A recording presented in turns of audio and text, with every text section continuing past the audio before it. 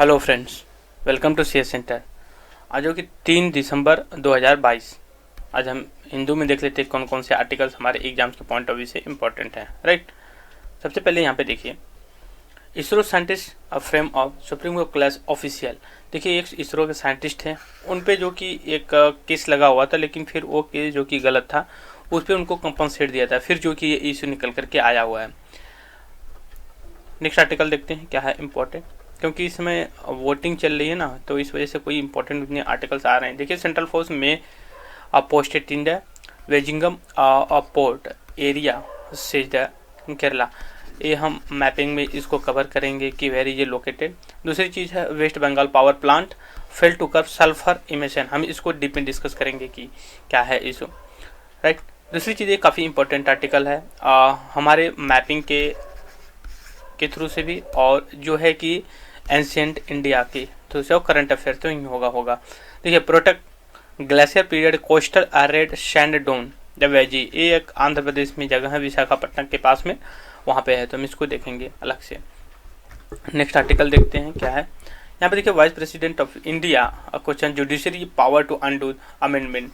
अब थोड़ा सा ये कंट्रोवर्शियल हमें लगते हैं ऐसे कमेंट्स की, मतलब आप इतने, मतलब कोई अगर इंडिपेंडेंट बॉडी है उस पर आप बार बार इस तरह के कमेंट नहीं। तो लेकिन अभी एक और भी निकल करके आई सुप्रीम कोर्ट से बात कि ये एक फैशन बन गया है कि अगर आप जुडिशरी में होते हो ना, तब कोई कमेंट नहीं करते हो। अगर रिटायर होने के बाद आप कहते हो कि नहीं, कॉलेजियम में जो कि रिफॉर्म की ज़रूरत है, ये एक फैशन बन गया है जजों का, और उसी का फ़ायदा ले रहे हैं पॉलिटिकल लीडर।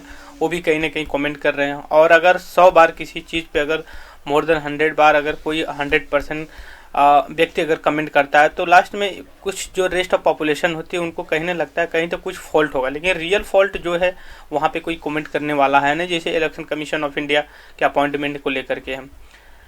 नेक्स्ट आर्टिकल हम देखते हैं। यहाँ पे देखिए, टूरिज्म गाइडलाइन टू फ्रंट को unique India experience at the G20।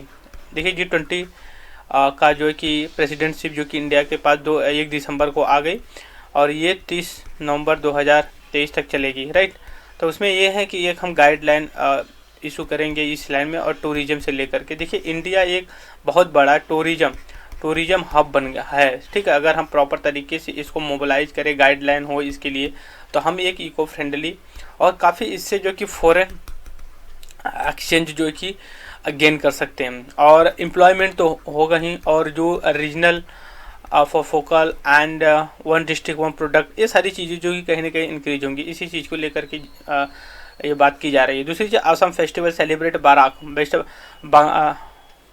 Bangla relation. अब एक बाराक एक रिवर है, हम इसको मैपिंग में कवर करेंगे कि बाराक रिवर किस साइड पे पड़ती है, इसका ओरिजिन क्या, ट्रिब्यूटरी किसकी है। दूसरी, after complaint centre set priority ways for the MNREGA sheet surprise supervision. Next article हम देखते हैं क्या है इम्पोर्टेंट। यहाँ पे देखिए, काफ़ी इंपॉर्टेंट है ये, इकोनॉमी से लेके जो वो होती है, क्रेडिट होता है, मतलब ये बैंक हो गई मान लीजिए, ठीक है, और एक कस्टमर हो गया, कस्टमर इनके पास जाता है और इनको लोन, तो जो लोन मिलता है तो वही एक ऑलमोस्ट 17% जो है कि इंक्रीज हुआ नवंबर 18 तक। नेक्स्ट हम आर्टिकल द इंडियन एक्सप्रेस में देख लेते हैं। देखिए, ये है कि इंडिया जो है कि इंपोर्ट कर रहा है ऑयल, नेचुरल गैस वगैरह वहाँ से, यूनाइटेड स्टेट ऑफ रसिया से। तो वेस्टर्न कंट्री जो है कि उस पर सैंक्शन लगा रखे हैं। तो अभी ये बात आई है ना कि जो इंडिया वहाँ से ऑयल इंपोर्ट कर रहा है, जो भी चीज़ है, वो एक सोवरेन डिसीजन है। ठीक है, ये कहीं ना कहीं अब जो कि एक बैलेंस कमेंट करने के लिए कह रहे हैं, वही जो vice president of India collegium को लेकर के कहे थे वो कमेंट है। दूसरी एक चीज़ है, अभी हम लोग कुछ दिन पहले डिस्कस किए थे कि एम में जो कि साइबर अटैक हुआ था, और उसको 4-5 दिन तक जो है कि उसमें सर्विस डिस्टर्ब रही, तो उसमें एक हुआ कि ये फॉरेन स्टेट एक्टर रहे हैं जो कि इसको जो है कि ऑडिट किए, गवर्नमेंट ने किया। दूसरी चीज़ है, नेक्स्ट हम आर्टिकल देख लेते हैं क्या है इंपॉर्टेंट हमारे एग्जाम्स के ऊपर। सारे इस समय ऑलमोस्ट 50% जो पेज हैं इस न्यूज़ पे इस समय बस इलेक्शन से ही भरे हुए हैं। दूसरी, existing collegium system should not be derailed से द बेंच। अब ये कह रहा है कि ना कि जो नहीं होना चाहिए, अगर जो आप कॉलेजियम सिस्टम, भले आप कितना भी कह लो, कहीं ना कहीं इसमें ट्रांसपेरेंसी कुछ है और इसको आप करेंगे, गवर्नमेंट का इंटरफेरेंस होगा, जुडिशरी का जो कि इंडिपेंडेंसी कहीं ना कहीं डिस्टर्ब होगी। दूसरे electoral bond sold the March 2000 printed previous month, ये आपको सभी को पता है। एक इलेक्टोरल बॉन्ड होता है जो 1000 होता है, 2000 होता है, 10,000 का होता है, 1 लाख का ऐसा होता है। अगर आप मोर देन 1000 का अगर डोनेट करना चाहते हो पॉलिटिकल पार्टी को तो आपको एक बॉन्ड खरीदना पड़ेगा।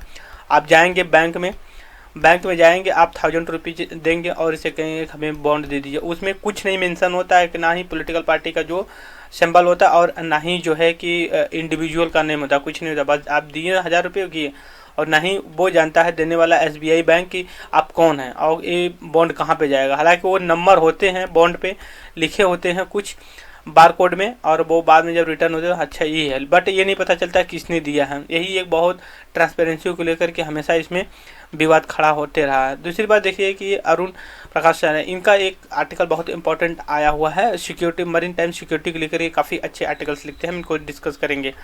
नेक्स्ट हम आर्टिकल यहाँ पे देख लिया, हाँ ये काफ़ी इंपॉर्टेंट आर्टिकल है। UPSC ने क्या किया, जैसे पहले जो इंडियन रेलवे मैनेजमेंट सर्विस होती थी, ठीक है, तो अब इसमें क्या पहले क्या होता था कि जो आप IAS का PT देते थे IAS का, उसी के थ्रू इसमें अपॉइंटमेंट होता था, मतलब कोई स्पेसिफिक सब्जेक्ट वाइज नहीं होता था। तो अभी गवर्नमेंट ने डिसीजन लिया है कि जो IRM की वैकेंसी है ना वो एक सेपरेट इलेक्शन हो एग्जाम कंडक्ट होगा, उसमें भी प्रीलियम टेस्ट होगा, मेंस होगा, फिर इंटरव्यू होगा, ठीक है, और उसके लिए ना कुछ स्पेसिफिक स्पेशलाइज जो है कि सब्जेक्ट होंगे, सब लोग नहीं भर सकते, इस बात को देख लीजिएगा कि सब लोग नहीं भर सकते। जो मैकेनिकल इंजीनियर वगैरह से, इंजीनियरिंग से होते हैं, कॉमर्स और अकाउंट से होते हैं ना, वही जो कि इसको आप कहो कि जो उससे क्या बोलते हैं आर्ट से पढ़ा हुआ है, history, geography, political science, literature से, तो वो फॉर्म ही नहीं भर सकता ज्वाइनिंग। तो पहले, लेकिन इससे पहले नहीं होता, 2023 मतलब जो आने वाली है ना वैकेंसी अभी फरवरी में आएगी नोटिस, उसी के थ्रू जो है कि वो किया जाएगा। अब जो है कि इसको हटा दिया गया, 150 न्यू वैकेंसीज होंगी, सीट होंगी इसके लिए। ये काफ़ी स्टेट बैक है, ऐसा नहीं होना चाहिए। आप IAS का एग्जाम ले रहे हो पूरी कलेक्टिव का, वो कुछ सब्जेक्ट के लिए उनके लिए तो है ही, जैसे मान लिया कि आप इंजीनियरिंग का सब्जेक्ट यहाँ पे देख लिया, मैं थोड़ा सा जूम कर लेता हूँ, कुछ सब्जेक्ट दिए गए हैं कि जो एकेडमी में उनका सब्जेक्ट होगा वही जो है कि इसमें भर सकते हैं। अब यहाँ पे देखिए सिविल इंजीनियरिंग, ठीक है, मैकेनिकल इंजीनियरिंग, इलेक्ट्रिकल इंजीनियरिंग, ठीक है, कॉमर्स एंड अकाउंट। अब कॉमर्स अकाउंट के लिए ये तो है ही इंडियन इकोनॉमिक सर्विस होती है, राइट। फिर उसके बाद ये जो इंजीनियरिंग होते हैं वो इनके लिए इंडियन इंजीनियरिंग सर्विसेज होती है। तो अब इनके लिए अलग से लाना थोड़ा सा, और हालांकि अब उसमें कोई कमेंट तो नहीं हो सकता, बट ये आप IAS का एग्ज़ाम ले रहे हो और अलग अलग से चीज़ें कर रहे हो, तो ये अब वैसे ही इस समय UP स्टेट का ही हुआ है कि हर पीसेस की वैकेंसी जो है कि टीचर की वैकेंसी बना रखे हैं। खैर नेक्स्ट हम आर्टिकल देखते हैं क्या है इंपॉर्टेंट हमारे पे। यहाँ पे NPCL extend UPI market cap deadline 2 year, ये काफ़ी इंपॉर्टेंट है। हम अब इसको जो है कि डिस्कस करेंगे, UPI क्या होता है और NPCL होता है क्या। बैंक क्रेडिट को हमने डिस्कस ही कर लिया हिंदू में, तो ये आज का वीडियो रहा। और एक और इम्पॉर्टेंट है आर्टिकल फेशियल रिकॉग्नाइजेशन, तो ये इसका एक आर्टिकल से भी आया हुआ है इसी इंडियन एक्सप्रेस से, हम उसको लेकर के डिस्कस करें। तो इस हेडलाइन में इतना ही। Thank you very much discussion.